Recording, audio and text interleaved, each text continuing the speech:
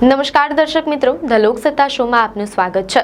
સોમવારે નેપાળની રાજધાની કાઠમંડુમાં યુવાનોએ સરકાર વિરુદ્ધ મોટા પાયે પ્રદર્શન કર્યું હતું।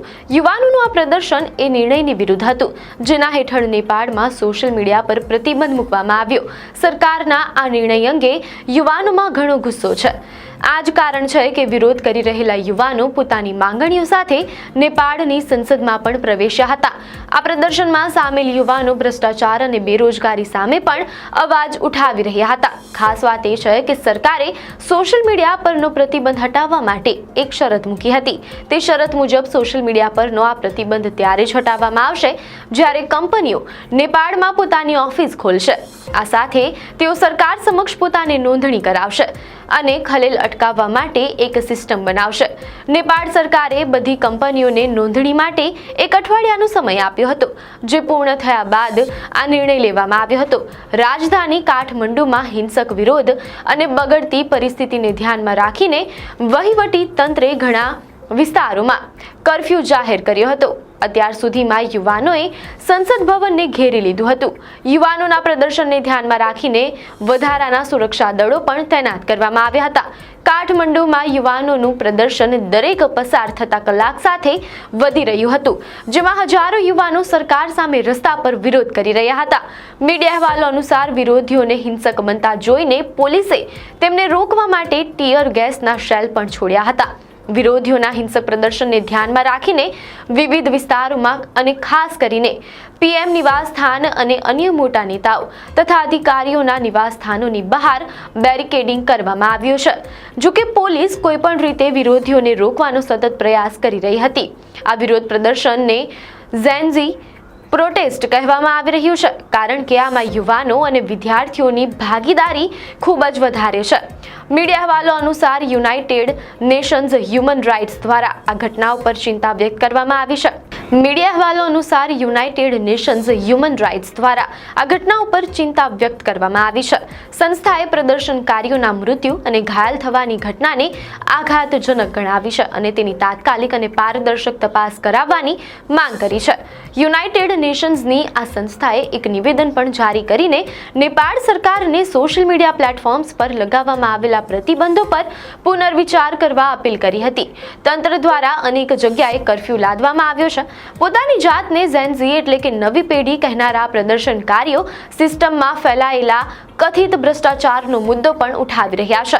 નેપાળની રાજધાની કાઠમંડુએ સોમવારે છેલ્લા કેટલાક વર્ષોમાં પ્રથમ વખત આટલા મોટા પાયે પ્રદર્શનો અને હિંસા જોઈ।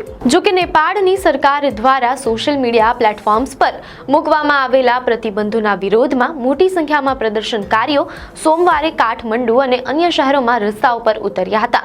મીડિયા અહેવાલો અનુસાર નેપાળમાં સોશિયલ મીડિયા પર મૂકવામાં આવેલા પ્રતિબંધો સામે થયેલા વ્યાપક વિરોધ પ્રદર્શનો બાદ સરકાર દ્વારા પ્રતિબંધોને હટાવી લેવામાં આવ્યો છે। સરકારના પ્રવક્તા ગુરુંગના જણાવ્યા મુજબ અમે સોશિયલ મીડિયા પરનો પ્રતિબંધ હટાવી લીધો છે, હવે તે ચાલી રહ્યા છે। તેમણે એક નિવેદનમાં કહ્યું કે સૂચના મંત્રાલયે સંબંધિત એજન્સીઓને સોશિયલ મીડિયા સાઇટ્સને ફરીથી ચાલુ કરવાની પ્રક્રિયા શરૂ કરવાનો આદેશ આપી દીધો છે। આ નિર્ણય તે પછી આવ્યો છે જ્યારે સોમવારે આ પ્રતિબંધ વિરુદ્ધ હજારો યુવાનો રસ્તા ઉપર ઉતર્યા હતા।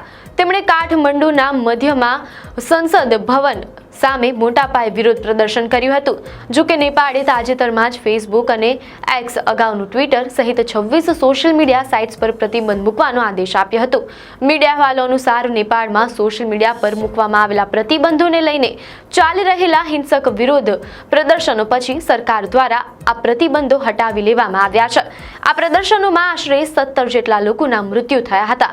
આ માહિતી મંગળવારે નેપાળના કેબિનેટના પ્રવક્તા અને સંચાર તથા સૂચના પ્રૌદ્યોગિક મંત્રી પૃથ્વી સુબ્બા ગુરુંગે આપી હતી। ગુરુંગે જણાવ્યું કે નેપાળ સરકારે ગયા અઠવાડિયે લાગુ કરવામાં આવેલા સોશિયલ મીડિયા પ્રતિબંધને પાછો ખેંચી લીધો છે।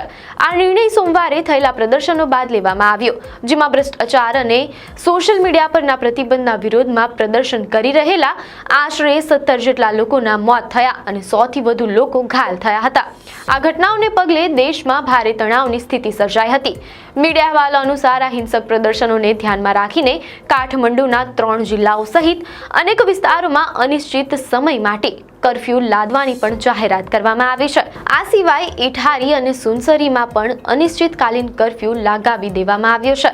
કાઠમંડુ જિલ્લા વહીવટીતંત્રના આદેશ અનુસાર Kathmandu metropolitan city ring road ક્ષેત્રમાં સવારે 8:30 વાગ્યાથી કર્ફ્યુ લાગુ થઈ ગયો છે।